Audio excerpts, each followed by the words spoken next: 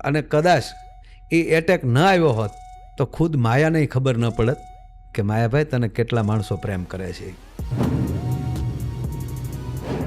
10મું ભણતો જ હતો ને રાતના 9 થી 12 3 કલાક હું હીરા ઘસતો. સોગંદ ખાઈને કહું, મેં સ્ટેજ ઉપર આવ્યા પછી કોઈ દી મેં એવું વિચાર્યું નથી કે ઓલો કલાકાર મારાથી વધારે સારો જઈ વયો જશે તો શું થશે. સફળ થવો એનો અર્થ એ થયો કે હું ક્યાંક નિષ્ફળ છું. માયાભાઈ આહિરનું સ્વાગત છે બેઠકના પોડકાસ્ટમાં. ઓડિયન્સમાં બેસી અને કલાકારોની પૂજા કરનારો માયો, એને પણ એ કલાકારો સાથે મંચ ઉપર બેસવાનો અવસર મળ્યો ત્યારથી હું મારી જાતને ધન્ય અનુભવું છું. પંડ પીડાય નહીં વહમી વાતો એ કોઈ દી ભેરું ને નો ભણાયજી. આ પંડ પીડાય નહીં. સ્ટેજ ઉપર જ્યારે હું જોઉં છું મારી જાતને ત્યારે હું સમાજને કહેતો હોઉં તમે ઉકળ્યા છો ને જી, અને તમે અમને ગુણવત્તા આપીને અહીંયા બેસાડ્યા છો. આખર ભેટ તો અમે તમારી જ છીએ કે હવે જ્ઞાતિ જાતિ મૂકો, ગુણવત્તા ગોતો. નકારાત્મકને એક બાજુ મૂકીને હકારાત્મકતા જ્યારે સ્વીકારવા મળશે ત્યારે આ દેશને વિશ્વગુરુ થતા કોઈ રોકી નહીં શકે. કીર્તિદાનભાઈએ તો બહુ સરસ વાત કીધી હતી કે કોઈ જ્ઞાતિનો કલાકાર હોતો નથી. જાત ન પૂછીએ સંત કી પૂછ લીજીએ જ્ઞાન, મોલ કરો તલવાર કા પડા રહન દો મયાન. વાહ. એક કલાકારી જ્યારે મળે છે એ પરમાત્માની ભેટ છે. જી. જનતા જનાર્દન છે. જી. પણ કહેવાનો મતલબ કે યુવાનો એ ખાસ આ કે એવી સંગત ન કરતા કે તમારી પ્રગતિને તમે જે બનવા માંગતા હો એને કોઈ રોકી શકે. શું કામ મારા દેશનો યુવાની બાજુ જાય? એનો અર્થ એ થયો કે નિર્માલ્ય થઈ ગયો છે, એને પોતા ઉપર ભરોસો નથી રહ્યો એટલે એને વ્યસનનો સહારો લેવો પડે છે. એટલે હારા જ વિચારો કર્યા બધા કે કેમ કે મને મારું મોત સામે દેખાતું હતું. તો જે નરું સત્ય છે એનો ભય શું કામ? અમે હંમેશા અમારા મૃત્યુને નજર સામે રાખીને જીવીએ છીએ ને એટલે ખરાબ વિચાર આવતા જ નથી. બસ કહેવાનો અર્થ એ છે કે જીવન એવું જીવવું જોઈએ કે બસ આપણી કોઈક ચિંતા કરે. નમસ્કાર, સ્વાગત છે બેઠકના એક નવા પોડકાસ્ટમાં. અને આજનો આ પોડકાસ્ટ મારા માટે બહુ ખાસ છે. ખાસ એટલા માટે છે કારણ કે આજના જે પોડકાસ્ટના મારા ગેસ્ટ છે એમના વિશે તો હું વિગતથી ચર્ચા કરું છું, પણ પહેલાં એક ચર્ચા બીજી કરવી છે કે જ્યારે આપણે લોક સાહિત્યની વાત કરીએ ને એટલે આપણા મગજમાં પહેલું નામ આવે ડાયરો. અને ડાયરો જ્યારે તમે પણ સાંભળતા હશો તો લગભગ તમારો આશ્રય મનોરંજનનો જ હશે. પરંતુ ડાયરો માત્ર મનોરંજન નથી આપતું, એ જીવન જીવવાની એક કળા શીખવે છે. ઘણા એવા ઇતિહાસના પ્રસંગો છે, સાહિત્યની ઘણી એવી વાતો છે, જીવનને જોવાનો એક અલગ અભિગમ છે, એ ડાયરો આપી શકે છે, એક લોક સાહિત્યકાર આપી શકે છે. અને આવા જ એક લોક સાહિત્યકાર પાસે બેસી આજનો આ પોડકાસ્ટ, આજની આ બેઠક કરવાના છે. અને એમનું નામ છે માયાભાઈ આહિર. આમ તો કદાચ એમને કોઈ પરિચયની જરૂર નથી, આખું ગુજરાત એમને ઓળખે છે, આખું ગુજરાત એમને માયા આતાના નામે બોલાવે છે. એમની પાસે બેસી ઘણી બધી વાતો આજે સાંભળવી છે, ઘણી એવી વાતો જે કદાચ ડાયરાના મંચ ઉપરથી નથી બોલી શકતા, નથી કહી શકતા, એવી ઘણી બધી વાતો જાણવાના છીએ. માયા આતાના જીવન વિશેની ઘણી વાતો જાણવાના છીએ. એ સિવાય એમનો જે અભિગમ રહ્યો છે, જે વાતોને માર્મિકતાથી સમજાવે છે, એક દાર્શનિક જેવો જે એમનો અભિગમ છે, એ આપણે આ પોડકાસ્ટમાં જાણવાના છીએ. પોડકાસ્ટના એન્ડ સુધી જોડાયેલા રહેજો. ખાસ કરીને હું યુવાનોને કહીશ, અને જો કોઈ વડીલો જોતા હોય તો હું ચોક્કસપણે કહીશ કે તમે તમારા દીકરા દીકરીઓને આ પોડકાસ્ટ ખાસ મોકલજો, કારણ કે જે શીખ અને સલાહ જે આ પોડકાસ્ટમાં આપવામાં આવ્યું છે બહુ જ અદ્ભુત છે. પોડકાસ્ટમાં એન્ડ સુધી જોજો. પોડકાસ્ટ તમને જોવા ગમશે, પણ એ કહીશ કે શીખવાની વાત હોય તો થોડી ધીરજથી સાંભળવી બહુ જરૂરી છે, અને વાતો બહુ ઊંડી અને માર્મિક છે, તો અંત સુધી બનેલા રહેજો. પોડકાસ્ટની શરૂઆત કરીએ છીએ, તો ચાલો બેઠક કરીએ માયાભાઈ આહિર સાથે.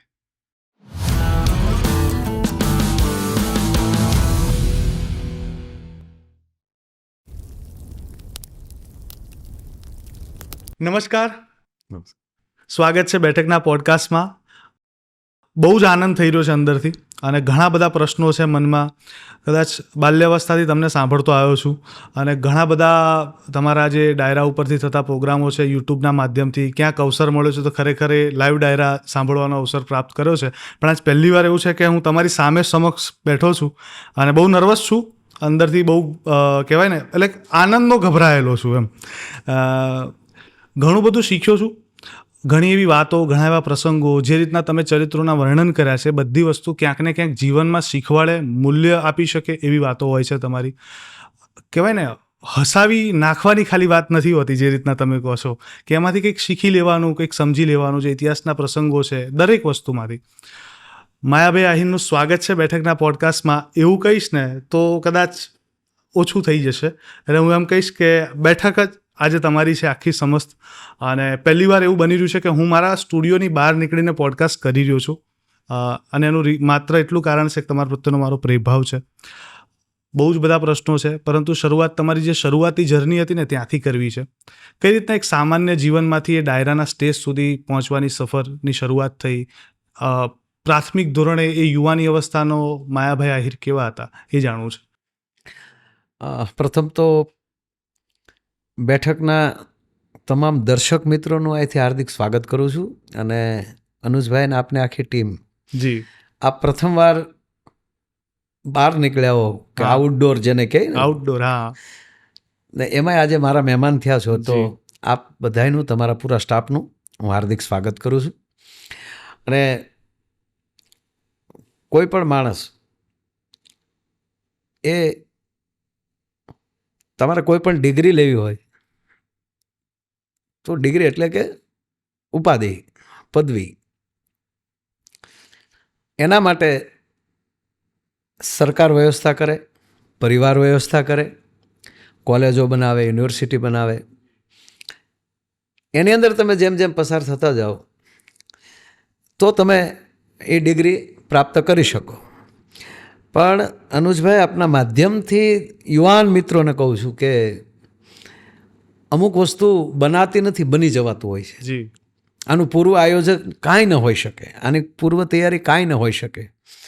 અને એના માટે હું હંમેશા એક ટૂંકું વાક્ય કહેતો હોઉં છું કે તમે વર્તમાનમાં જ્યાં છો, જે જવાબદારી તમને આપી છે એને પૂરેપૂરી તમે નિભાવશો એટલે સમય તમારું સ્વાગત કરીને તમને આગલું પગથિયું એ દેખાડશે. તમે અગાઉ નક્કી કરશો કે મારે આ બનવું છે, મારે આમ થવું, ના, એ નહીં થાય. એવા અનેક તમને દાખલા આપું કે કેટલા એવા અધિકારીઓ છે કે એમણે કર્યું છે MBBS અથવા તો ડૉક્ટર, હા, અને આજે એ IPS થઈને બેઠા હોય છે. જી, પોતે MBBS પૂરું કરે, MD પૂરું કરે, અને એ પછી UPSC GPSC કરે. હવે વિષય હતો એનો ડૉક્ટરનો, અને બની ગયા પોલીસ અધિકારી. આવા અનેક. અને એવા ઘણા બધા એવા અધિકારીઓ, ઘણા બધા એટલા ડૉક્ટરો, બેંક મેનેજરો, એ અમારા કલાક્ષેત્રમાં આવ્યા છે. જી, હા. પ્રફુલભાઈ દવે છે તો એ ડૉક્ટર હતા, તો એણે ડૉક્ટરી ન કરીને એ કલામંચને સ્વીકાર્યો. અરવિંદભાઈ બારોટ, જી, હા, એ બેંક મેનેજર, બેંકમાં સર્વિસ કરતા હતા. અને આખર ટૂંકમાં કે કોઈક તમારી રાહ જોઈને બેઠું છે, અને ઈશ્વરે તમને જે કામે મોકલ્યા છે. અનુજભાઈ કોલેજમાં શું કર્યું મને ખબર નથી, પણ એ અત્યારે જે તમે કરી રહ્યા છો એનો તમે અભ્યાસ નથી કર્યો. અને હંમેશા હર હંમેશ પુસ્તકો જેટલા બન્યા છે ને એ બધા અભણોએ લખ્યા છે. અને એ અભણના લખેલા પુસ્તકો વાંચીને આપણે ભણેલું બનવાનું છે. એટલે મારા જીવનમાં હું બહુ થોડું ભણ્યો છું આજના સમય પ્રમાણે કહું તો, અને અમારા ગામડાના સમયમાં પદ્ધતિમાં કહું તો હું ઘણું ભણ્યો છું. જી, ટૂંકમાં હું 10મામાં નાપાસ છું. અને પછી તો મારી રીતે મેં હીરાનું પણ કારખાનું મોટાભાઈને ચાલતું હતું મારા ગામ ખુદ બોરડામાં, ભાવનગરમાં અને મુંબઈમાં. આ બધે મેં હીરાનું કામ પણ કરી લીધું છે.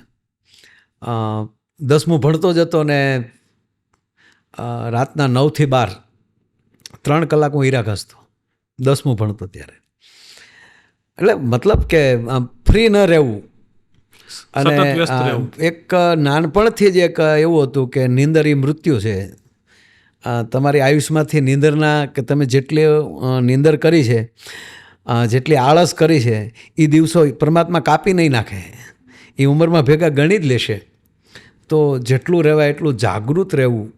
અને એ પછી ભણતો ત્યારથી જ મેઘાણીના પાઠ હોય એ વધારે ગમતા હતા.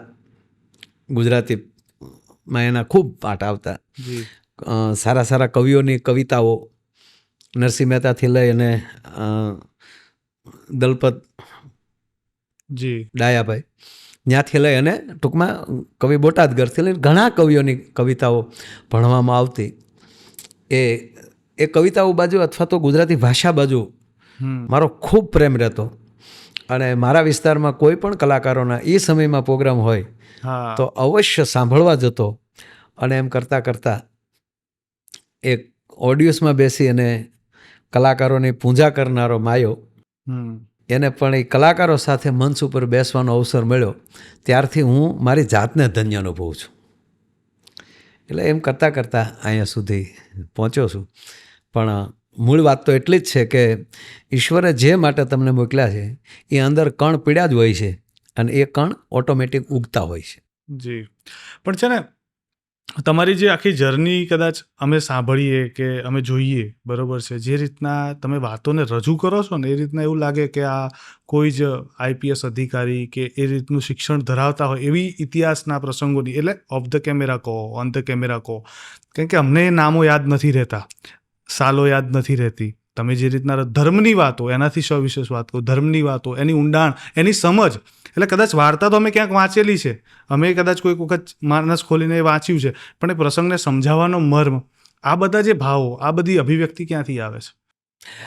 પહેલી વાત તો એ છે કે પ્રથમ મેં કીધું ને કે તમે જ્યારે પોતે શ્રોતા બની જાઓ, જી, સાંભળવાવાળા બની જાય. હવે ઘણીવાર ઘણા પાસે વાર્તા જ સાંભળવાવાળો ન બરોબર. એક જણો બહુ સારો કલાકાર પણ કોઈ સાંભળે નહીં, એટલે પછી નક્કી કર્યું કે આરો આવડું મોટા આપણે કલાકારને આપણે કોઈ સાંભળે નહીં, આની કરતાં મરી જવાય. એટલે એ ગામની બહાર જંગલમાં ગયો ને જંગલમાં એક ઝાડ હતું ને ઝાડે જઈને દોરડું બાંધ્યું, લટકવાની તૈયારી કરતો હતો. એક ભાઈ આવે કે એ ભાઈ શું કામ મરી જાસ તું? એ કે નહીં ભાઈ મને મરી જવા ગયું, હવે જીવાય જ નહીં કે હું આવો ગજાનો કલાકાર અને મને કોઈ સાંભળે નહીં. અરે બોલો કે ભાઈ તું બચી જા તો એ આવો કલાકાર થઈને તું મરી જાય થોડો હાલે, હું તને બચાવ, હું સાંભળું લે હાલ. એ દોરડું માલી ડાળીઓ બારો કાઢ્યો અને એ જ ઝાડવા નીચે બેઠા અને આ કલાકારે ચાલુ કર્યું. પછી તો ઘણા અમારા કલાકારો પછી માઇક હાથમાં આવી જાય પછી આખું બંધ કરીને મંડાઈ જાય. આણે આખું બંધ કરીને મંડાઈ ગયા અમારા કલાકાર, જાગ્યા આંખ ખોલીને તો સાંભળવા વાળો લટકી ગયો હતો. ઠીક છે ભાઈ, આને સાંભળવા કરતા મરી જાવ સારું. મતલબ કે એક કલાકારી જ્યારે મળે છે એ પરમાત્માની ભેટ છે. જી, જનતા જનાર્દન છે. જી, સામે ઓડિયન્સ બેઠું છે, જનાર્દન કહેતા ભગવાન છે. જી, 5 જણાથી વધારે માણસ ભેગો થઈ જાય એટલે પરમેશ્વરની હાજરી હોય છે. વાહ, આ નરું સત્ય છે. વાહ. તો એક પરમાત્માની, એક જનતાની તમને પૂજા કરવાનો અવસર મળ્યો છે, જનતાને તમને રાજી કરવાનો અવસર મળ્યો છે. અને મારી સામે જે બેઠેલા છે એ તમામ આત્મા, એમાં કોઈક પરમ આત્મા હોય, આત્મા હોય પણ એની અંદર કોઈક પરમ આત્માઓ હોય, એ જ પરમાત્મા છે કે એની અંદર વિશેષતા છે કંઈક. એ દરેક આત્માઓથી કંઈક અલગ છે, દરેક વ્યક્તિ કરતાં કંઈક અલગ છે. અને તમે ગમે એટલા દુનિયામાં તમે આટા મારી લ્યો, પણ તમે જે વિષયમાં છો એ વિશેષમાં તમને કાંઈક વિશેષતા કરતા આવડે, જી, કાંઈક બીજા કરતાં તમે વિશેષ કંઈક કરો છો, સમાજને ઉપયોગ થાય એવું, પછી તમારે કંઈ કરવું નહીં પડે, સમાજ તમને ગોતતો ગોતતો તમારી પાસે આવશે. 100%. એટલે જે વસ્તુ એમાં પછી જ્યારે તમે આપે પૂછ્યું ને કે તમે જે વાત કરો, તો હું હંમેશા એક વાત કહું છું અને મારા અંદર હું એવું માનું છું કે હજી મને કેટલું જાણવા મળે. હું આમાં અને સાહિત્યકાર એને જ કહેવાય અથવા તો શિક્ષક એને કહેવાય, કલાકાર એને જ કહેવાય કે જે 2 પંક્તિ લખેલી છે, જે લખેલી જે લીટી હોય છે એ લીટી તો તમે વાંચવાના જ છો, પણ એની વચ્ચે જે ગેપ છે એ ગેપને જ્યારે તમે વાંચવા મળો એ તમારું વિશેષ જ્ઞાન છે. આ બેયનો અર્થ શું થાય છે, આ કહેવા શું માગે છે? તુલસીદાસજી એક સોપાઈ લખી નાખે, પણ પછી આજમાં તમે આજની તારીખે જો પૂજ્ય મોરારી બાપુ એક જ સોપાઈ ઉપર 9 દિવસ એક વિષય ઉપર કે રામાયણમાં આ શબ્દ કેટલી વાર આવ્યો, શું કામ આવ્યો, કેમ આવ્યો, એ જ્યારે એનો ભાવ શું કહેવા માગે છે, અને આ ભાવ ઉત્પન્ન થાય તો સમાજને કેટલો ઉપયોગી થાય એમ છે, એ વસ્તુ જ્યારે રજૂ થવા મળે, અને એ વસ્તુ ક્યારે રજૂ થાય કે એ મારે પોતાને જાણવાનું થાય. હું કાંઈ પણ વાંચતો હોઉં અથવા તો કોઈ પણને સાંભળતો હોઉં ત્યારે એ મને શું સમજાણું અને મારે કેટલું આમાં લેવું જોવે એ હું પોતે લઈ લઉં છું ને પછી બીજાને આપું છું ને એટલે મને આનંદ આવે છે. વાહ, બહુ ઊંડી વાત કીધી તમે. કારણ કે મને જ્યાં સુધી ન ગમે, આપણી માં રસોઈ બનાવતી હતી પેલા ચાખી લે, હવે તો એ કહેવાય સાહેબ કે આપણે ઓહળિયા પાતી તોય ચાખી લેતી હતી કે આ વધારે કડવું તો નહીં હોય ને, મારા દીકરાને વધારે તો કડવું નહીં લાગે ને. એમ અમુક ટોન જ્યારે સમાજને તમારે કહેવો હોય ત્યારે એ પણ તમે ચાખી લ્યો કે હું આ કટાક્ષ કહેવા જાઉં છું એ કોઈને ગેરસમજ તો નહીં થાય ને. અને પછી તો થતી હોય ને તો થાય, એ કાંઈ પ્રશ્ન નથી, પણ પહેલું તમે ચાખી લ્યો અને પછી બીજાને જ્યારે આપો છો. એમ શિક્ષક એક માં છે અને સમાજે તમને આવડું મોટું મંચ આપ્યું છે, એટલી ઊંચાઈએ તમને સમાજે બેસાડ્યા છે. સહી તો સમાજની જ વ્યક્તિ આપણે, પણ અનુજભાઈ જ્યારે તમને વિશેષ સ્થાન ઊંચું મળે છે ને તો સમાજનું ગૌરવ છો તમે. ઉપર ક્યારે આવે, દાખલા તરીકે તમને એક નાનો દાખલો દઉં કે દૂધ છે, એ દૂધને તમે બરાબર ગરમ કરો અને પછી ઠરી જવા ગયો તો ઉપર શું થશે? મલાઈ આવશે ને. મલાઈ કોની છે? દૂધની જ છે. સંતાન કોનું છે? દૂધનું. દૂધની જાતિનું જ છે ને. દૂધની જાતિનું, હા. પણ ઉપર આવ્યું. હવે એ નીચે દૂધ છે એની ગુણવત્તા અને મલાઈની ગુણવત્તામાં ફેર લાગે છે તમને? હા, ઘણો. સમજાય? જ્યારે તમારી એ જ સમાજની ગુણવત્તા તમારા અંદર વધી જશે એટલે ઓટોમેટિક તમે ઉપર આવશો. વાહ. એમ સ્ટેજ ઉપર જ્યારે હું જોઉં છું મારી જાતને ત્યારે હું સમાજને કહેતો હોઉં કે તમે ઉકળ્યા છો ને અને તમે અમને ગુણવત્તા આપીને અહીંયા બેસાડ્યા છો, આખર ભેટ તો અમે તમારી જ છીએ. અને જ્યાં સુધી ગુણવત્તા ના આવે ને હમણાં ઉપર આવી જાવ ને તો તમને નીચે આવતા વાર નહીં લાગે. પણ સમાજ જ જ્યારે એને ગુણવત્તા આપીને, સમાજ જ્યારે સ્વીકારીને સ્ટેજ આપતા હોય છે અથવા તો ઊંચાઈ બેસાડતા હોય છે, પછી લોક નાયક હોય તોય ભલે, લોક ગાયક હોય તોય ભલે, અને લોક સેવક હોય તોય ભલે. વાહ. એ જ્યારે સમાજ જ એને ગુણવત્તાથી ગોતીને મૂકે. અને એટલે આપણા માધ્યમથી જાહેર જનતાને કહેવા માગું છું કે હવે જ્ઞાતિ જાતિ મૂકો, ગુણવત્તા ગોતો. જેમાં જે જે પ્રકારની ગુણવત્તા હોય એ ગુણ જે આ દેશ પાછો સ્વીકારવા મળશે. નકારાત્મકને એક બાજુ મૂકીને હકારાત્મકતા જ્યારે સ્વીકારવા મળશે ત્યારે આ દેશને વિશ્વગુરુ થતા કોઈ રોકી નહીં શકે. પણ એક છે ને, હમણાં થોડાક વિવાદો ચાલી રહ્યા છે આ બધા વિષયોના. સમાજની કોઈકની લાગણી દુભાઈ છે, કોઈ સન્માન ન થવાના લીધે. તો જ્યારે એ સમાજ આખું એના ઉપર લઈ લેતા હોય છે કે ભાઈ પર્ટિક્યુલર સમાજના કોઈ કલાકારની વાત છે, આવો જ્યારે મુદ્દો આવે ત્યારે એ વિષયમાં એક કીર્તિદાનભાઈએ તો બહુ સરસ વાત કીધી હતી કે કોઈ જ્ઞાતિનો કલાકાર હોતો નથી, કારણ કે કલાની કોઈ જ્ઞાતિ ન હોઈ શકે. એના ઉપર તો એક સરસ મજાનો દુહો પણ છે. દુહો હું કહી દઉં? હા જી. જાત ન પૂછીએ સંત કે પૂછ લીજીએ જ્ઞાન, મોલ કરો તલવાર કા પડા રહન દો મયાન. વાહ. એ કરતા ગંગા સતીએ પણ કીધેલું છે જાતિ ભાતિ નહીં ગુરુના દેશમાં. તમે ઓલી જ્ઞાતિ તો પછીની વાત છે સાહેબ, પણ જાહેર જીવનના માણસ પાસે સ્ત્રી પુરુષની જાતિ ન હોવી જોઈએ. જ્યારે જાહેરમાં કોઈ પણ આવે છે અને આપે મને પૂછ્યું, હું સમજી ગયો આપ શું કહેવા માગો છો કે કોઈ પણનું એકનું કાંઈક થાય તો તરત એમ કે ભાઈ આ ફલાણાનું અપમાન થયું, ફલાણા સમાજનું અપમાન થયું, આ કલાકાર ફલાણા સમાજના છે અને અમારા સમાજની નોંધ નથી લેવા, આવું કહેતા હોય છે. પણ મારે એ કહેવું છે સાહેબ કે તમે પવન છો, તમે હવા છો, તમે આકાશ છો. કલા એટલે આકાશમાંથી આવનારો શબ્દ, શબ્દ છે એ આકાશનું સંતાન છે. તમે બોલીને તમારા કાન સુધી પહોંચાડું છું એનો અર્થ તમે પવન છે. તમારી અંદર તાકાત છે એનો અર્થ તમારી અંદર અગ્નિ છે. તમારી અંદર પાંચે પાંચ તત્વ, લાંબુ નથી કરવું મારે, પણ પાંચે પાંચ તત્વમાં લે એ તત્વએ પસંદ કરીને તમને જાહેર સમાજમાં મૂક્યા છે. તો મારા ઓડિયન્સમાં શું મારો એકલો વરણ બેઠો હોય? ના હોઈ શકે. બિલકુલ નહીં. મને જ્યાં સુધી 18 વરણ મારો ન માને હા ત્યાં સુધી હું લોક સાહિત્યિક, લોક શબ્દ વાપરાય છે. જી. જ્ઞાતિ શબ્દ નથી વપરાનો.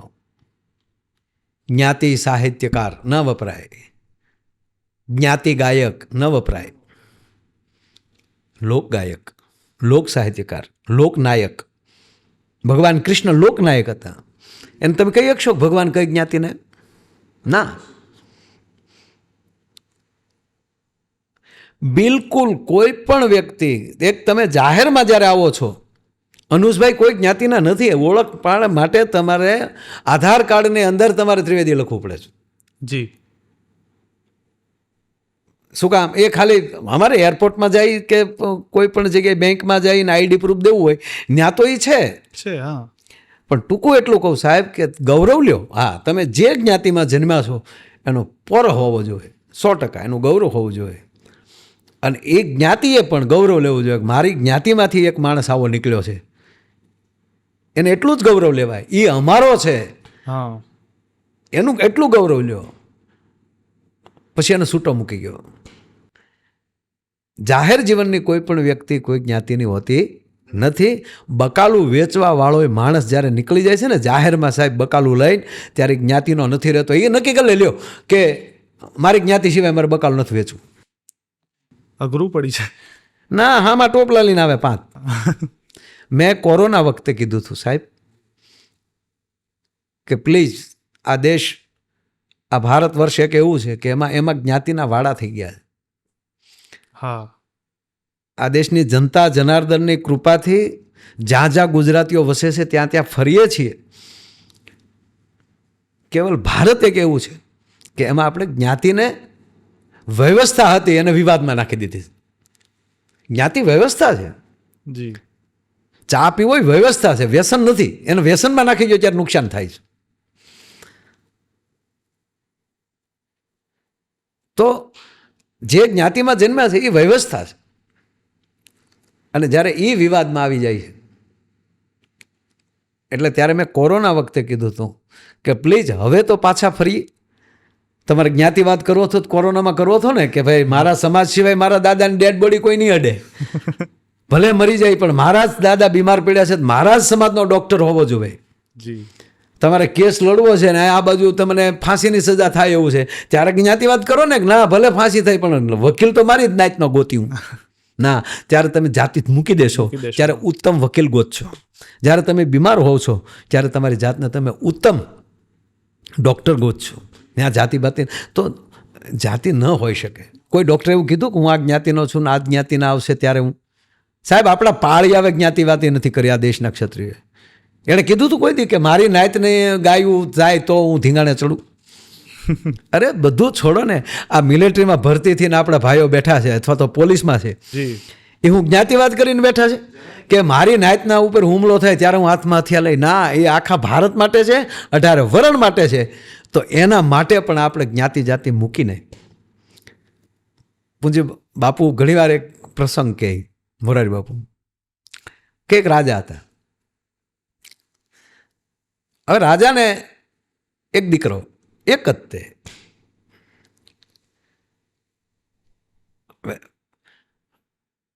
દીકરામાં એટલું બધું સામર્થ્ય નહોતું કે એ ગાદી સંભાળી શકે. એ પિતાને ખબર હતી કે આ મારો ઉત્તરાધિકારી મારો દીકરો જ છે, મારો એક જ દીકરો છે. અથવા તો 5 દીકરા હોય તો એ તો મોટો જ દીકરો ગાદીએ બેસે, આ પરંપરા. તો આ તો એક જ દીકરો.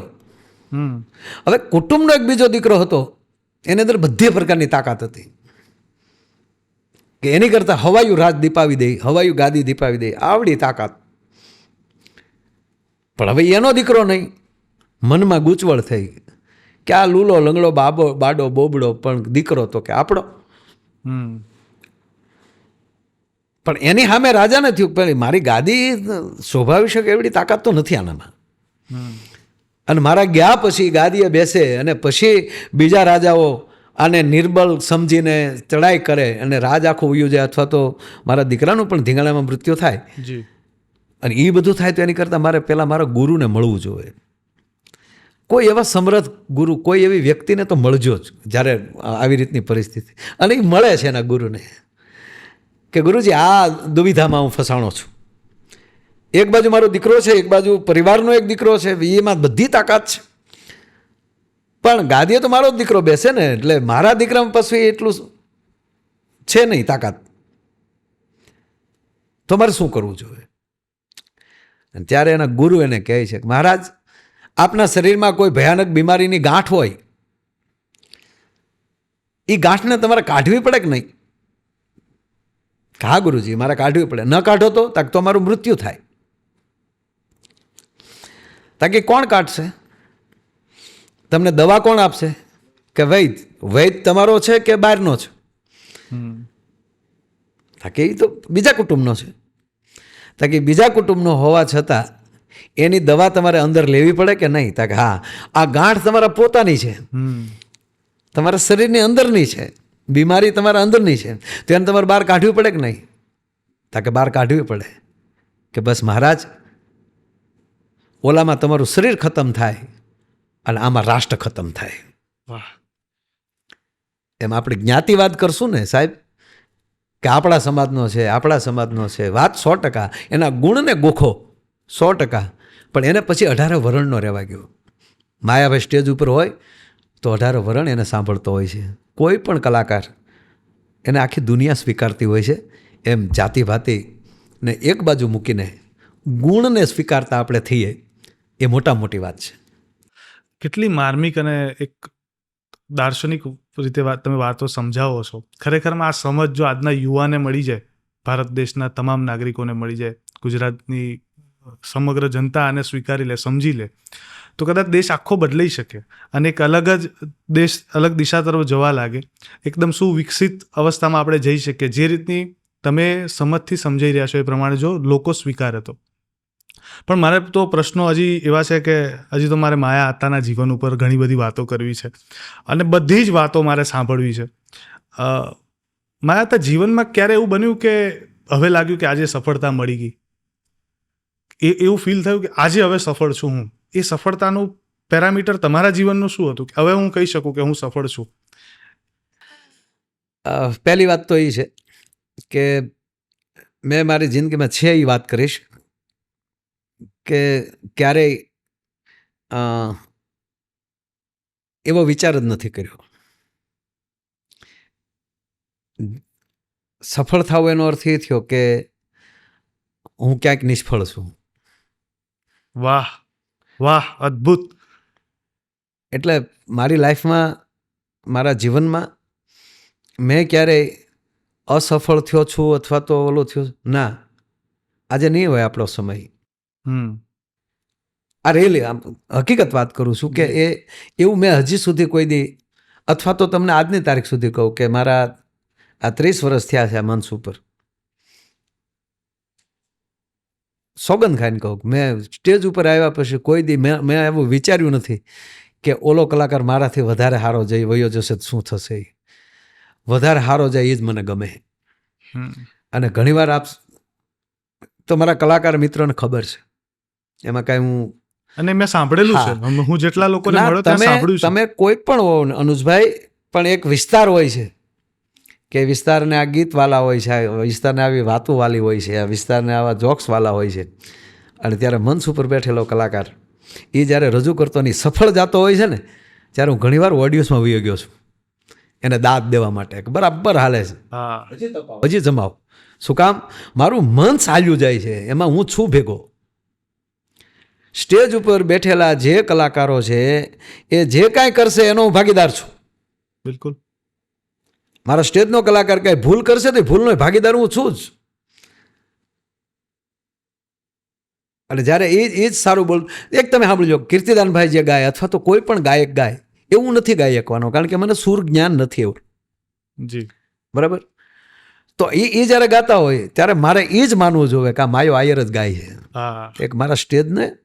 એટલે એ કોઈ દી અસફળતાને મને એટલું જ લાગે કે સવારે પ્રોગ્રામ પૂરો થાય અને ઓડિયન્સ હજી હમણાં બેઠું હોય, હા, ગાયું ગમે એણે, વાતો ગમે એણે કરી, જોક્સ ગમે એણે કર્યા, પણ આજે કાર્યક્રમ બહુ સારો ગયો, આવું જેથી ગામ કહે ને તે દી એમ કહું કે આજ બહુ સફળતા મળી છે, વાહ, આજ બહુ આનંદ આવ્યો છે. અને એવું અનેકવાર બન્યું છે. જી. પણ જીવન છે ને એ કોઈ દિવસ સ્થિર રહેતું નથી, અપડાઉન્સ ચાલે રાખે, જીવનમાં સુખ આવે દુઃખ આવે. મારે જાણવું છે કે માયાતાના જીવનમાં સૌથી દુઃખનો દિવસ કયો હતો, યાદ છે? એક આપને બીજી નવાઈ લાગશે અને અતિશય લાગે. હવે તમે મને કહેશો કે સુખ કોને કેવું, દુઃખ કોને કેવું? એ તો દરેક વ્યક્તિના જીવનના પેરામીટર અલગ અલગ હોઈ શકે. યસ. એટલે હજી સુધી મને એ નથી ખબર પડી કે આને સુખ કહેવાય અને આને દુઃખ કહેવાય. એનો તમને એક દાખલો દઉં કે ગોવિંદ કાકા ધોળકિયા આજે જી, હીરા ઉદ્યોગમાં. રાજ્યસભાના સભ્ય પણ છે આ વખતે, અને રામકૃષ્ણ એક્સપોર્ટ. જી, એના બે મુદ્દા હું કહું. એક તો એ આદિવાસી વિસ્તારમાં ઘણી બધી સેવા કરવા પોતે નીકળી જાય, મેડિકલથી લઈ અને ઘણું બધું. તો એક જગ્યાએ બનેલું એવું કે બસ બધાએ આવતા હતા ત્યાં આદિવાસી વિસ્તારમાં અને અમુક ગામોની મુલાકાતો લીધી ને ગામડાની અંદર પણ જાય. આદિવાસી વિસ્તાર મીન્સ કે બધે જવાનું. હા, છેવાડાનો માણસ જ્યારે હતો ત્યાં સુધી ઘણા જાય ત્યાં. તો એમાં એક ગામડાનો છોકરો, અમે ગામડામાં રહ્યા છીએ ને, એટલે હું તમને કહું સાહેબ, તમને મૂઠિયા ગુમડાને ખબર છે? ના. મૂઠિયું ગુમડું શું કહેવાય? ના. હે? તો તમને દુઃખની ખબર જ નથી. ખની ખબર છે? ખાસ ખ્યાલ છે, ખણ આવે એ પ્રકારની ચામડીજન્ય રોગ છે. ના, હજી તમને હાશી ખની ખબર જ નથી. અરે ફોડલા થાય. અચ્છા. આંગળામાં ફોડલા થાય, લૂંબો જુંબો. અને તમને ખબર હોય તો આ વખતે કોરોનામાં ઓલી બ્લેક દવા આવતી, શું કહેતા એને? કાળી દવા. હા, કાળી દવા. એ ટૂંકમાં ત્યારે એ ચોપડવામાં આવતી. અને આ વખતે કોરોનામાં એના ડોઝ લીધા ઘણાએ. કોરોનામાં તો હું નથી કર્યું કોઈ. બરોબર. તો એ અહીંયા હોય એટલે ચેપી રોગ ભાઈ. એટલે આપણા હાંધા હોય ને, આંગળીના જે વચ્ચેના ગેપ હોય ને, એમાં ફોડલા થઈ જાય. જી ભાઈ. અને અંદરથી પાણીને પૂરું નીકળે. કોઈ સામું જોવું, મૂંઢિયા ગુમડા એવા થાય, મોટા મોટા ગુમડા થાય, અને જે થયા હોય એને જ ખબર હોય. મારે છે બધે ડાઘ હજી. તો એવો એક છોકરો આમ આવતો હતો, એટલે કોઈએ કીધું કે ભાઈ આ છોકરાને છે સાઈડ, કાકાને કદાચ છેપ લાગે એમ. ત્યારે કાકાએ કીધું કે આવવા દો ને, એ નાનો ગોવિંદ જ હાલ્યો આવે છે. આ નાનો ગોવિંદ હાલ્યો આવે છે. જ્યારે તમને કોઈ પણ વ્યક્તિમાં પોતાના દર્શન જ્યારે થઈ જાય ને, ત્યારે સુખ દુઃખ સાઈડમાં વયું જાય છે. તો એ ગુમડા અમે ખમ્યા છીએ, દવા નહોતી, તાકે મૂઢિયાને પાકવા ગયો, અને સાહેબ એવા હાથ નીકળે એક થાય એટલે. તો એ ગામડામાં અમે જોયું છે. એટલે ઘણી વાર અમે આ પરદેશમાં જઈએ ને, તો એ લોકો આયોજકો એમ કે એકચ્યુઅલી અહીંયા તકલીફ નથી ને, કે ન્યાલી તો આવ્યા. એટલે કહેવાનો મતલબ કે એ બધી મનનું, પણ મારે મૂળ વાત ઉપર જે આવવું છે કે સુખ દુઃખની વાત, તો એક વ્યવસ્થાને પણ માણસ સુખ દુઃખ ગણી લેતો હોય છે. જો દાખલા તરીકે તમે અમદાવાદથી નીકળ્યા, જી બરોબર, એટલે તમે મનમાં એવું તૈયાર કરી લો, કોઈ પણ જગ્યાએ તમે પ્રસંગમાં જાઓ છો, જી કોઈના લગ્નમાં જાઓ છો, અથવા તો તમે અહીંયા આવો છો, તો આપણે મનમાં તૈયાર કરી નાખ્યું ત્યાં જશું એટલે ગરધણી આપણી રાહે ઊભા છે ને, આપણી માટે ખુરશીઓ લઈને દોડશે ને, આપણી અલગ જમવાની વ્યવસ્થા કરશે ને, ભાઈ આમ આ તમે નક્કી તમે કર્યું છે. હા, પણ જોગાનું જોગ બને એવું કે તમે જાઓ ને ગરધણી કામમાં છે, અથવા તો વિશેષ કોઈ મહેમાન આવ્યું છે કે એનું નહીં કરે તો એનું ખોટું લાગશે. તમને એ પરિવારના સમજે છે કે અનુજભાઈને કાંઈ નહીં કહ્યું તો એને ખોટું નહીં લાગે, મારા ફેમિલી મારા પરિવારના છે, પણ હું ઓલાને પહેલાં સંભાળી લઉં, નહીંતર એને ખરાબ લાગશે. પણ તમે અંદર પોઈન્ટ ભેગો કરીને આવ્યા છો કે મારું સન્માન થશે, મને બોલાવશે, એ તમે મનનું કારણ તમે ઊભું કર્યું અને એ તમારું જ કાંઈ ન થયું એટલે તમને દુઃખ થયું કે ચાલો નીકળી જઈએ. અહીંયા તો આપણે સામું જોયું જ નહીં, ઓલા લોકોની સામું જેણે વધારે ધ્યાન દીધું. આ પહેલું દુઃખનું કારણ. જી. બીજું દુઃખનું કારણ કે માની લો કે તમે રોડ ઉપર જાઓ છો, એક વ્યક્તિ છે અને ઘરની 4-wheeler નથી, ઘરની સાયકલ પણ નથી, આવો નાનો માણસ ધગધગતા તાપમાં ચાલ્યો જાય છે, બપોરનું ટાણું છે, વૈશાખ મહિનો છે, અને તમને એમ થયું કે આ ભાઈ કોઈક હાલ્યા જાય છે, હાલો ને બેસાડ લઈએ.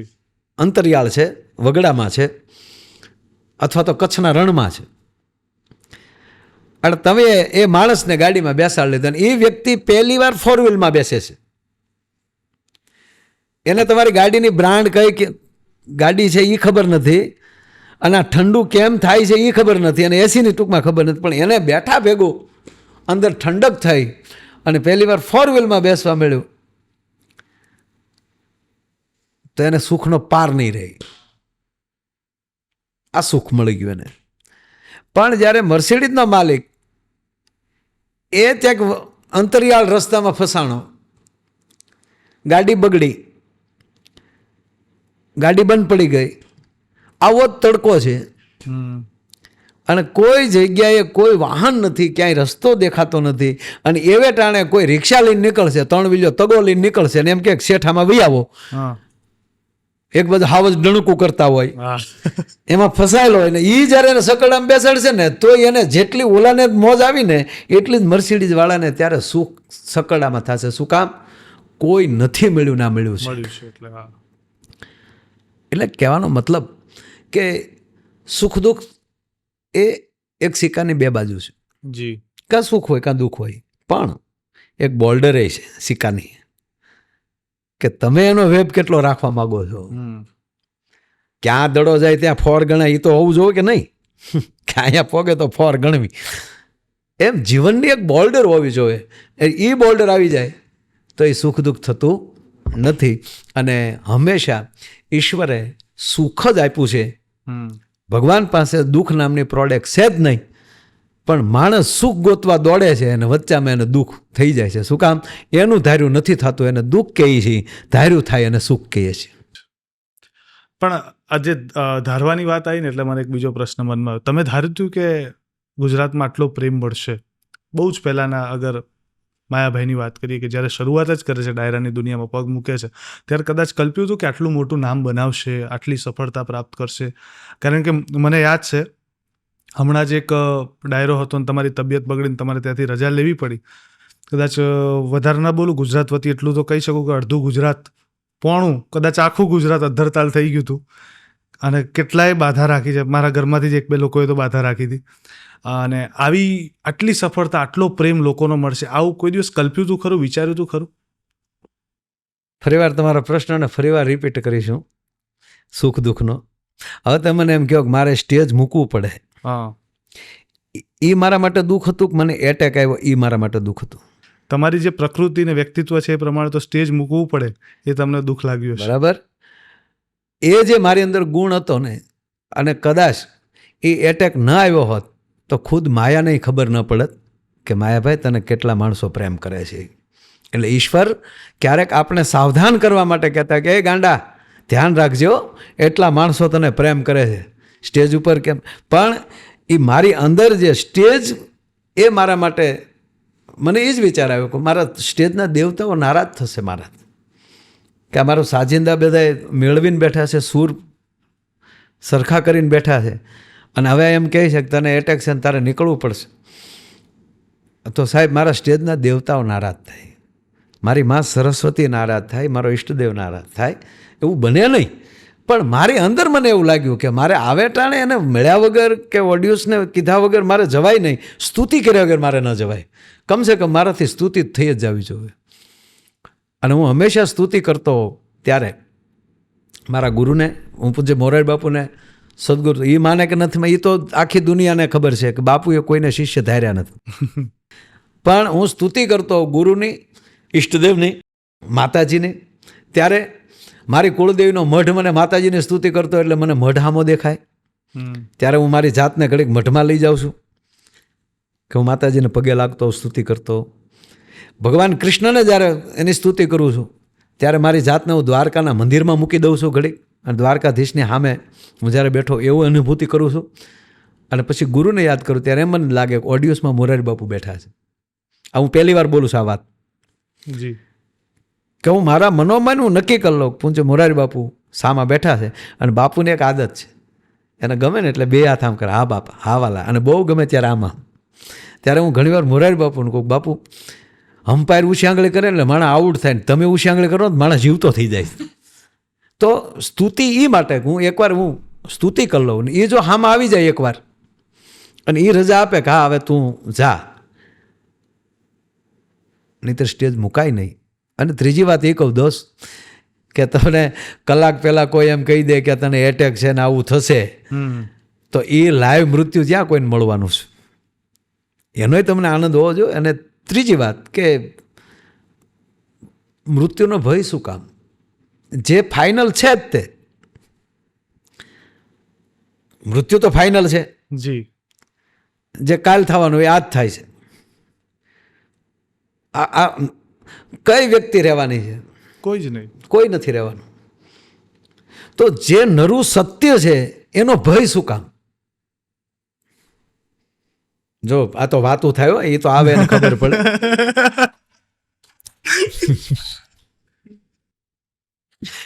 સંત એકનાથજીને પાસે એક માણસ ગયો. હા, એકનાથજીને કીધું કે તમે મહાન સંત છો, ક્યાંય પૂછાય નહીં તમને, પણ મારે તમને પૂછવું છે કે તમને ખરાબ વિચાર આવે ત્યારે તમે શું કરો? એકનાથજીને કીધું. હા, એટલે એકનાથજી ક્ષણિક બોલ્યા નહીં કાંઈ, પણ એણે કીધું કે ભાઈ મારા ખરાબ વિચાર છોડ, પણ તારો તાલકું જોયું ને એટલે હું વિચારમાં પડી ગયો છું કે તારું 11મા દિવસે મૃત્યુ છે, તારું તાલકું કહે છે. મારું કે હા, અને એને થયું કાંઈ ગુરુજી કહે કંઈ ખોટું થોડા કહે, તાક તો બાપુ આદેશ હો, હું નીકળું. એ નીકળી ગયો ઘરે. સંપત્તિવાન માણસ હતો એટલે થયું મારું 11 દી પછી તો ગુજરી જ જવું છે, તો હાલો ને જેટલું કરાય એટલું ખૈરિયત કરીએ, ધર્માદો કરીએ, ભાગવત કથા. 11 દી હતા એટલે બધું થઈ શકે એમ થઈ હતું. શકે, હા. 9 દિવસની રામકથા, સવારે ભાગવત હાલે, હાંજની રામકથા હાલે, હે રાચે ભજન ને કીર્તન ને, બેનું દીકરીઓને દક્ષિણા, સાધુ સંતોને દક્ષિણા. ટૂંકમાં 11 દિવસમાં ગોબો ઉપર લીધો ઘણો ખરો. ખૂબ વાપર્યું. આ 11 દી પૂરા થયા. કીધું લોકો 11 દિવસ પછી બપોરે તારું મૃત્યુ ન આવ્યું, પણ ગુરુ આવીને ઉભા રહ્યા. એકનાથજી કડાક કડાક સાખડીના ફડાકા બોલતા આવે. તા તો ઓલો પથારીમાં બેઠો થઈ ગયો.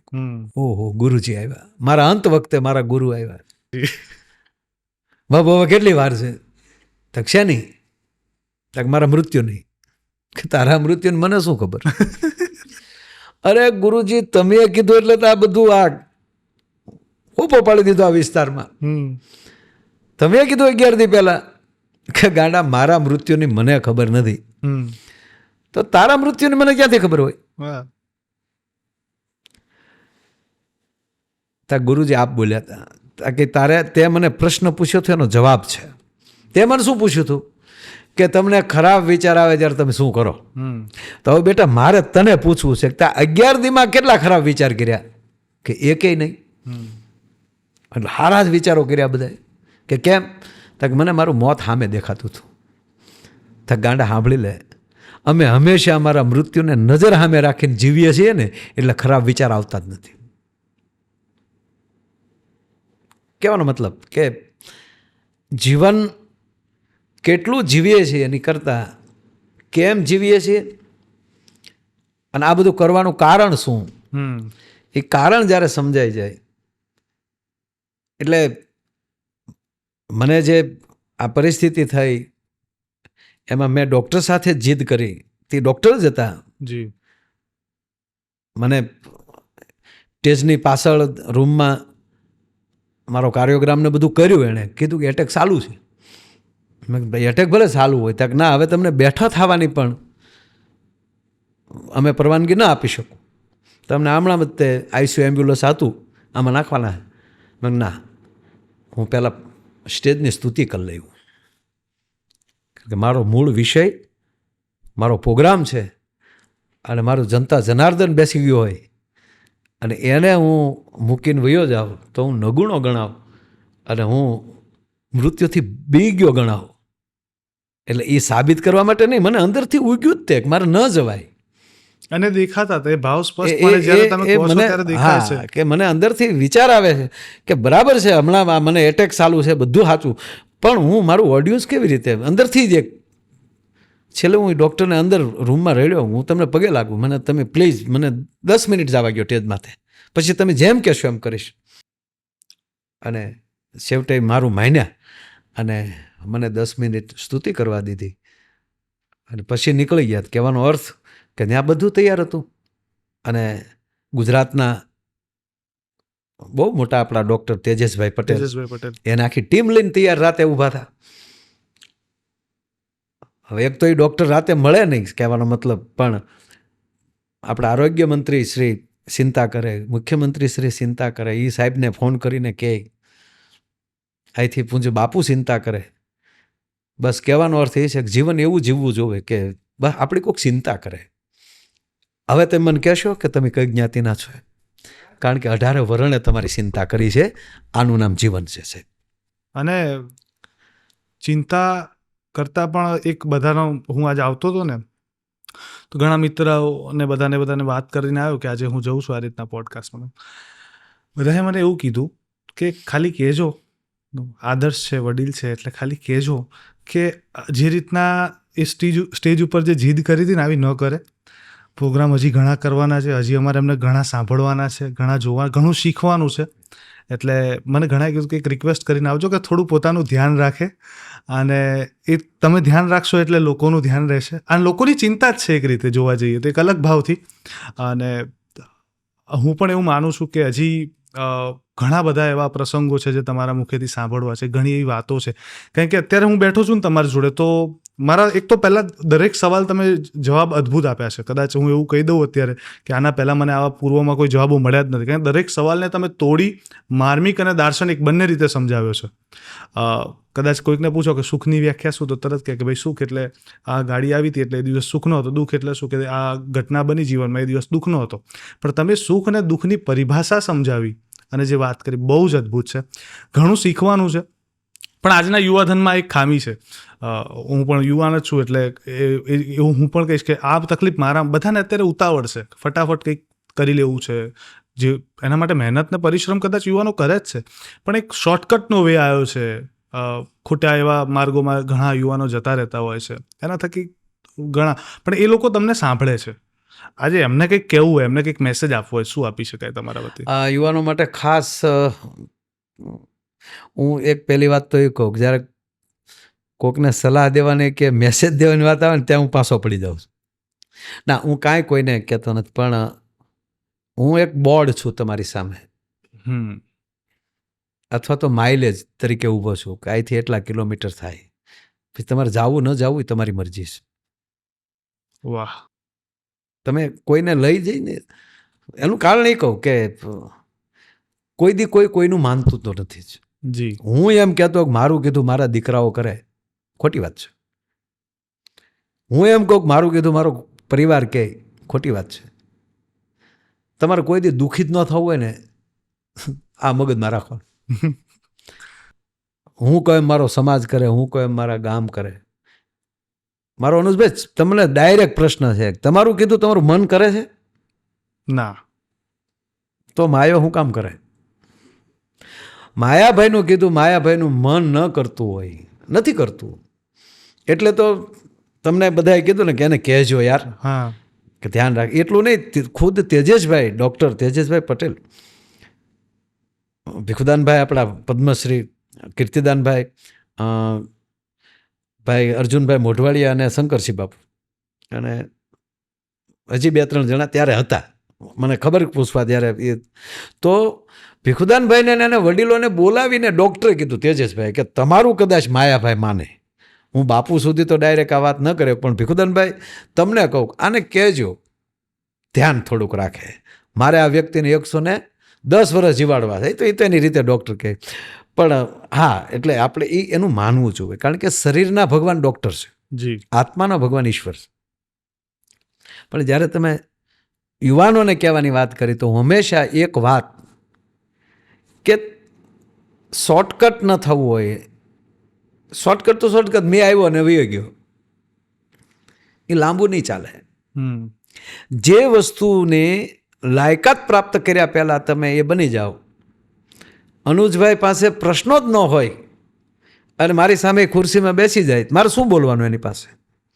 કારણ કે તમે એક વખાણ નથી કરતો, પણ દરેક કલાકારો પાસે સામે બેસવાની એક લાયકાત તમે પ્રાપ્ત કરી છે ને. એને સામે આખો સ્ટાફ લીધો છે, કેમેરા લીધા છે, માઇક્રોફોન લગાવ્યા છે. જી, શું કામ? એની તમારી પાસે પરિપક્વતા આવી છે, અથવા તો તમને ઈશ્વરે એ પરિપક્વતા આપી છે કે કોને મારે ક્યાં પ્રશ્નો પૂછવાય. મને ખબર છે તમારી સામે કોણ નથી આવ્યું. આ હું જે ખુરશીએ બેઠો છું એ સામે અમારા કેટલા મહાનુભાવો આપની સામે બેઠા છે, હું સાંભળું છું. જી, પણ એ જ્યારે તમે એ પ્રાપ્ત કર્યું છે, તમે અમને ફોન કરો તો ફોન ઘણા ના આવતા, અમે બધાને હા નથી પાડી દેતા. આજે યુટ્યુબને હિસાબે ભગવાને રાફડો ફાડી નાખ્યો છે. પરીક્ષા વગર પાસ થવાનું આ ગોઠવાઈ ગયું છે. ગોઠવાઈ ગયું છે. હા, બધાય પોતાની રીતે સારા જ છે, સારા નો જ છે. પ્રોબ્લેમ. પણ અમે તો રોજ ઇન્ટરવ્યુ કરીએ ને, રોજ આવું કરીએ ને તો ખૂટે એવું છે નહીં. એવું નહીં, આ નથી. તો અમારા ડાયરાને કરતા રોજ આ જ કરવાનું રહે. એટલે ભગવાનને એટલી દયા છે આપણા ઉપર. પણ જ્યારે તમારો ફોન આવે, હું કોઈ એવો માણસ નથી કે કોઈ મોટું ને છું તો છું, પણ એક અગત્યનો યુવાનો એક ખાસ આ મુદ્દો આપે કીધો છે એટલે કહું કે જ્યારે કોઈ પણ વ્યક્તિ તમને ફોન કરે અને એને જ્યારે તમે હા પાડતા હો છો, એ હા ક્યારે પાડો છો કે જે પૂછનાર માણસમાં મળ્યા નથી આપણે આ રીતે ક્યારે નથી મળ્યા, પણ સીધું તમારા ફોનથી જ્યારે તમે કીધું કે આ રીતે કરવું છે, કાં તો મેં તમારું ઇન્ટરવ્યૂ જોઈ લીધા છે અને કાં તો તમારા અવાજમાં એ તાકાત તો પરમાત્માએ આપી જ દીધી છે કે હું તમને ના ન પાડી શકું. એનો અર્થ એ થયો કે તમે એ લાયકાત પ્રાપ્ત કરી લીધી છે. Thank you. એમ કોઈ પણ માણસ શોર્ટકટ ન ચાલવું. માયા આયરે વર્તમાનમાં અહીંયા બેઠો છું, બસ મારે અહીંયા અત્યારે આ જોવાનું છે. જી, હું આમ કરી નાખું તેમ એ નથી કરવાનું. એક સમય માયા આયરે હીરા ઘસતો હતો, મેં તમને કીધું જી, કે તો હું પરફેક્ટ મેં હીરા ઘસ્યા છે, ડ્રાઇવિંગ પણ કર્યું છે. હા સાહેબ, બાપદાદાનો કાંઈક ખોરડે ભૂખ નહોતી ભાઈ. આજની તારીખે તો મેં જમીનદારમાં મારે જમીન બમીન કાંઈક હોય ને, પણ મારે શું કરવું? તો હું ડ્રાઈવર છું તો ત્યારે મેં પરફેક્ટ ડ્રાઈવર રહ્યો છું. વર્તમાનમાં રહેવાની કોશિશ કરી. અને જે વસ્તુમાં પરિપક્વતા આવી જાય એટલે પરમાત્મા તરત તમને પછી ક્લાસ આપશે. જ્યાં સુધી તમે 5માં પાસ ન થાવ ત્યાં સુધી 6માં જવાના નથી. હા, અને તમે 5માં પાસ ક્યારે થઈ શકો? બરોબરી ક્લાસમાં જ છો તમે. અને જિંદગીમાં કોઈ દી તમે 5મું ભણો છો ને તો કોઈ દી તમારી 8માની પરીક્ષા નહીં આવે. તમે ડાયરેક્ટ 12માની બોર્ડની દેવાની કોશિશ ન કરો, કારણ કે એ પેપર તમારી પાસે આવશે જ નહીં, કારણ કે હજી તમારો ક્લાસ જ આ છે. એટલે શોર્ટકટ હાલવાવાળા ડાયરેક્ટ આઈપીએસની પરીક્ષા દેવાની વાતો કરે છે. અને એનો ટૂંકો દાખલો મારે તમને દેવો હોય તો હું એ જ દઈ શકું, અથવા તમને આમાં પ્રશ્ન પૂછી શકું. સોનાના 100 ટુકડા થાય અને સોનું વેચવા જાવ, ટુકડા 100 ટુકડા અલગ અલગ કરીને, તો કાંઈ કિંમતમાં ફેરફાર થાય ખરો? જરાય નહીં. હે? વેલ્યુ ના બદલાય ને. શેના ટુકડા છે? સોનાના. માટલાના તૂટલું માટલું લઈને તમે કોકને દેવા જાવ તો કોઈ લે જ નહીં. હે? લે જ નહીં. કોઈ લે જ નહીં. તૂટલું માટલું હોય અથવા તો એ માટલાના ઠીકરા ભેગા કરી અને તમે જાઓ કે આલ્યો ભાઈ આ માટલું, તો કોઈ સ્વીકારશે નહીં, જરાય નહીં. હવે પહેલી વાત, બે છે એ ધરતીના સંતાન છે. બિલકુલ. બેયની ઉત્પત્તિ માટી છે, જી, ધરતી છે, માવતર એક છે. જી, બે એટલું જ તપ્યા છે. ઓલું પણ ભઠ્ઠીમાં પાક્યું છે, માટલું પણ ભઠ્ઠીમાં પાક્યું છે. પણ સોનાના 100 ટુકડા થાય તો એ કિંમત નથી ઘટવાની, માટલું તૂટી જશે તેની કિંમત નહીં રહે. એનું કારણ જ અનુજભાઈ એટલું છે, યુવાન મિત્રોને કહું કે એ માટલું પહેલાં બની ગયું છે ને પછી પાક્યું છે. જે તમે છો ને એ તમે બની ગયા છો અને પછી પાક્યા છો. બનીને પાકો છો એટલે તૂટ્યા પછી કોઈ તમને સ્વીકારશે નહીં. અને સોનું બન્યા પહેલાં પાકે છે, તપે છે.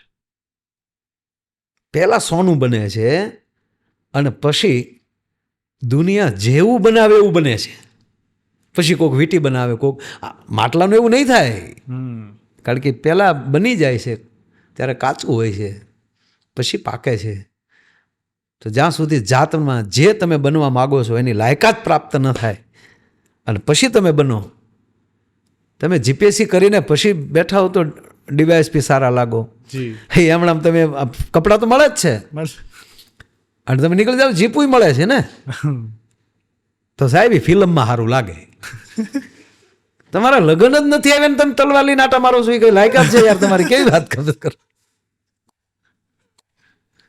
તમે પરણો ત્યારે તમે હાથમાં તલવાર લ્યો તો સારા લાગો, કારણ કે તમે પરણવાની લાયકાત પ્રાપ્ત કરી લીધી.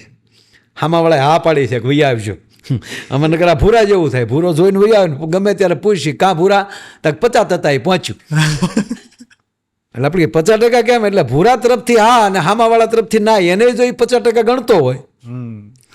વાત એટલી જ છે બાપ કે કોઈ પણ વ્યક્તિ, કોઈ પણ યુવાનો, તમે આ ભારતનો રત્ન છો. ભારત ખૂબ વાટ જોઈને બેઠું છે યુવાનો પાસેથી. ભારત માતા રાહ જોઈને બેઠી છે કે એવો કયો મારો એવો દીકરો થાય કે મારા નામના ખમકારા થાય.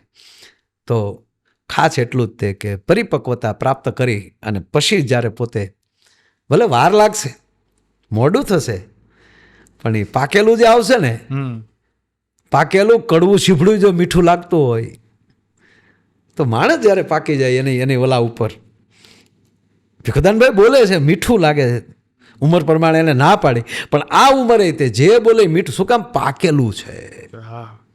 100%. પૂજ્ય મોરારી બાપુ લાખ 2 લાખ માણસ બેઠું હોય અને છતાં લાઈવ પણ હજારો માણસ જોતા હોય, અને આ 80 વર્ષની ઉંમરે એક યુવાન કોઈ બોલતું હોય એવી જે, શું કામ? પાકેલું છે.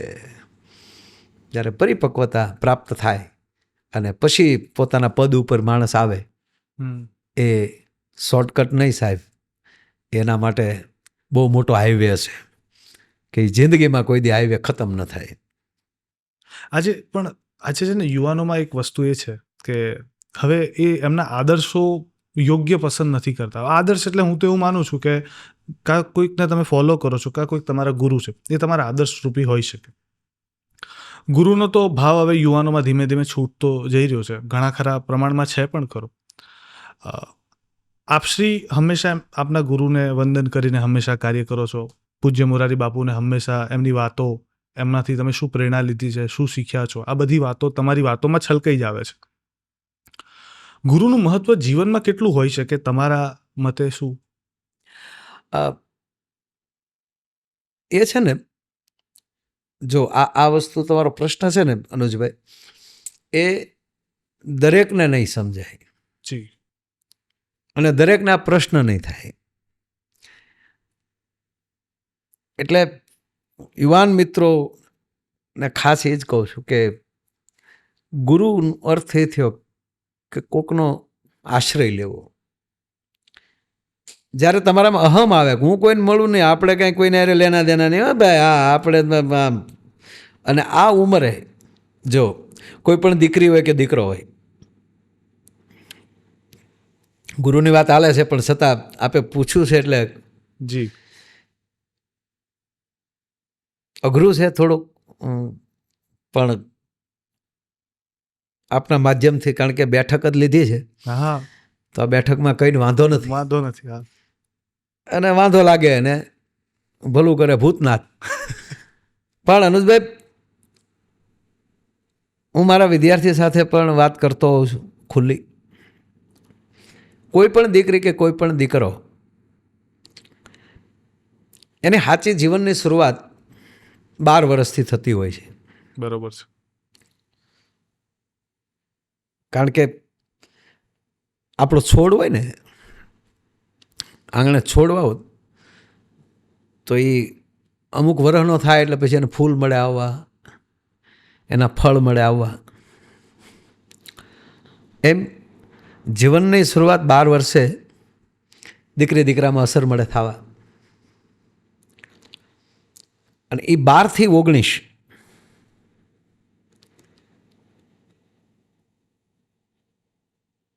એ 19 પહોંચે ને, અને પછીનું જે જીવન છે 9 વર્ષનું, એ એની ખરી કસોટી છે. મારા તમામ યુવાન મિત્રોને પગે લાગીને કહું, એ વખતે તમે કોણ છો, તમારે કેમ રહેવાય. કારણ કે આ ઉંમરમાં રસ્તામાં તમને ખૂબ અવરોધો આવે છે, ખૂબ બમ્પ આવે, ખૂબ ડાયવર્ઝન આવે, કે તમે રસ્તામાં ભૂલા પડી શકો, જ્યાં તમારી ગૂગલ કામ નહીં કરે. હા. અને એની અંદરથી જ્યારે પરિપક્વતા આવી જાય કે ના, મારે આમ જ કરાય, એ જ્યારે વર્તમાન ન છોડે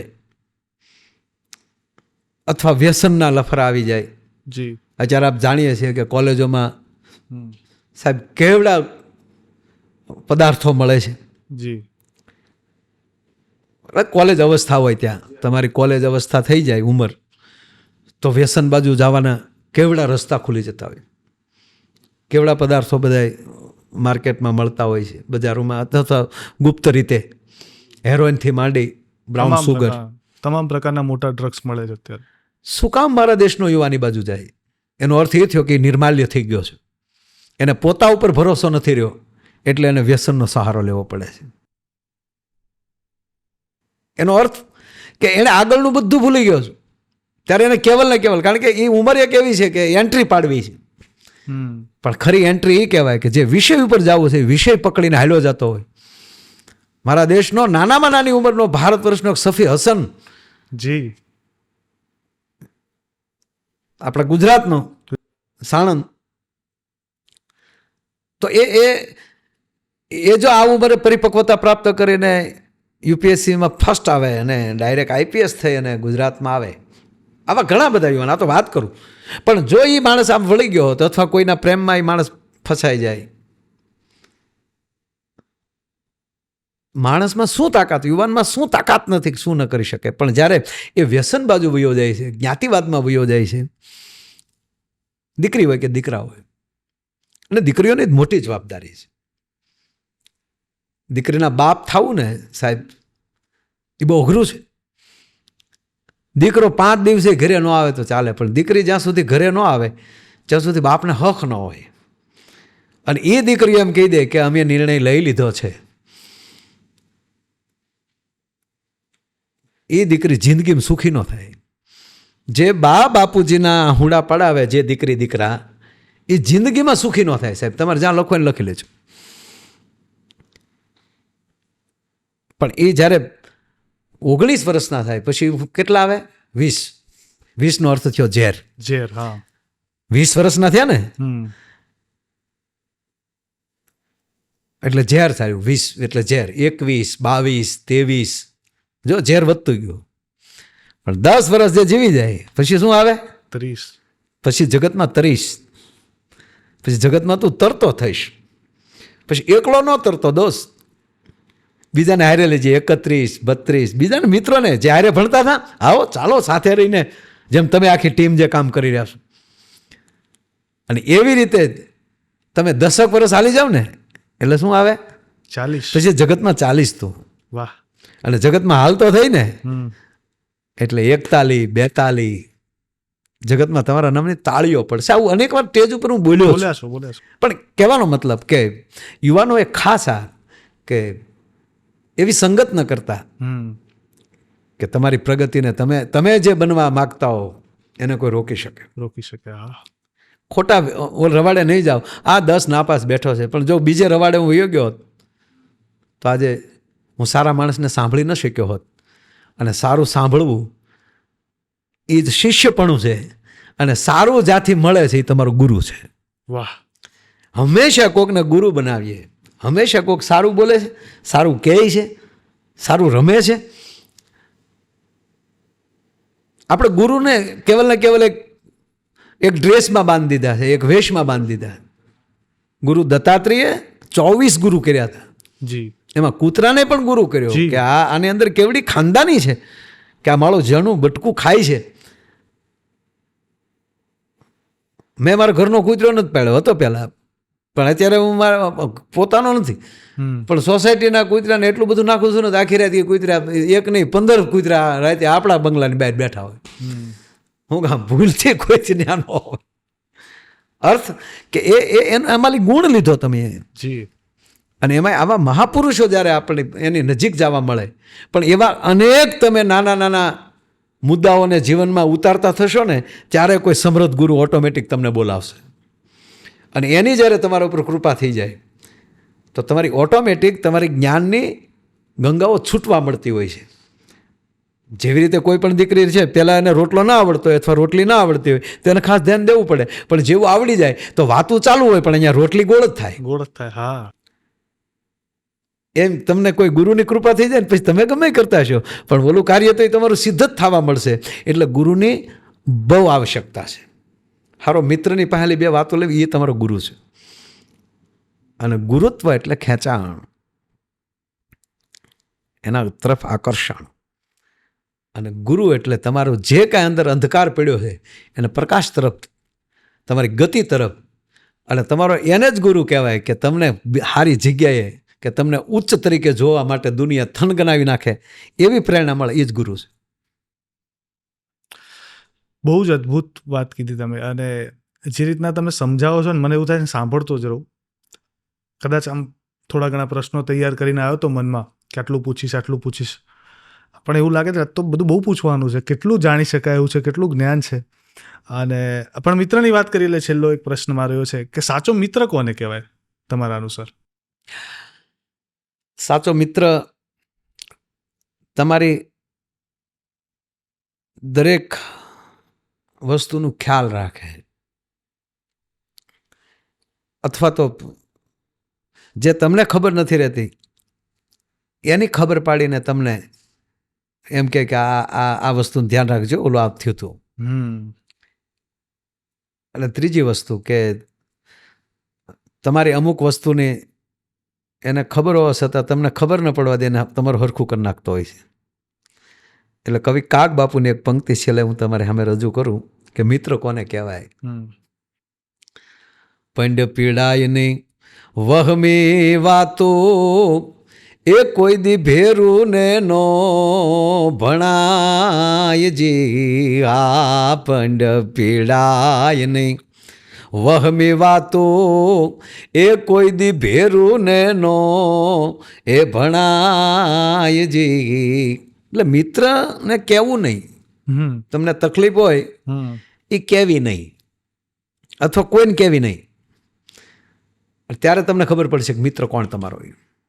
વાહ. કે પંડ પીડાય નહીં વહમી વાતો, એ કોઈ દી ભેરું ને નો. ભેરું એટલે મિત્ર. જી. ભેરું ને નો ભણાય જી. ભણાય એટલે કેવું, એને ભણવું નહીં, એને કહેવું નહીં. તો કે હેત હશે જો એ અહીંયા કેરું તો જોખમ જાણી જાય.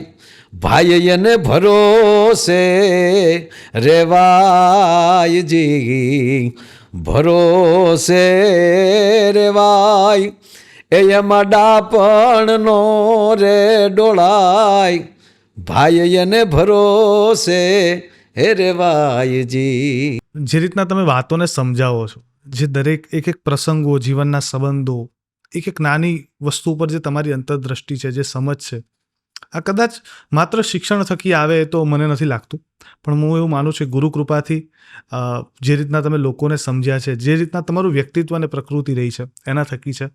ઘણી બધી હજી વાતો કરવી છે, પણ સમય મર્યાદાને ધ્યાનમાં રાખતા આપણે પોડકાસ્ટ અહીંયા પૂરો કરીએ છીએ. પણ આ પોડકાસ્ટ જસ્ટ બિગિનિંગ છે એવું હું કહીશ.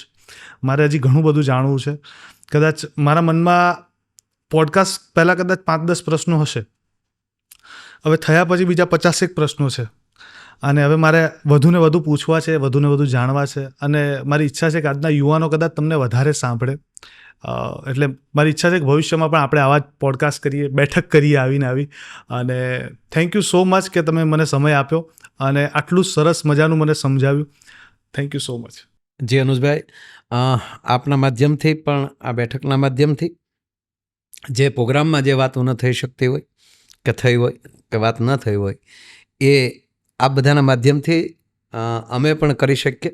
અને બસ હરમેશ આવી રીતે બધાને પૂછતા રહ્યો. અને આ યુવાનો તમને પણ હું બધાને અનુજભાઈ ધન્યવાદ આપું છું કે આવું જાણવાની ભગવાન શંકરે છેલ્લી વાત કહીને જી